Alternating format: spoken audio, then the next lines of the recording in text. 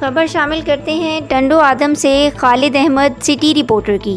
Tando Adam Gulshan Siddiqui park میں uniform تقسیم کرنے کی تقریب منعقد۔ ٹنڈو آدم میونسپل کمیٹی ٹنڈو آدم کے ایڈمنسٹریٹر اعجاز احمد جتوئی صاحب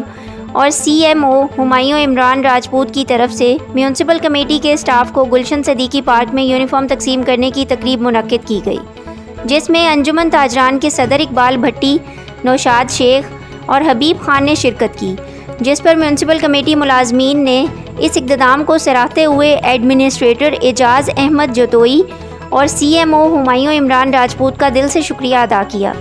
اس موقع پر آفس سپرنٹنڈنٹ ناصر قریشی، بلدیہ آفیسر سعادت نور، ٹھیکیدار Mazhar Channa, C B A union کے جنرل سیکرٹری امجد بھٹی، مجلس عامہ کے چیئرمین غلام عباس،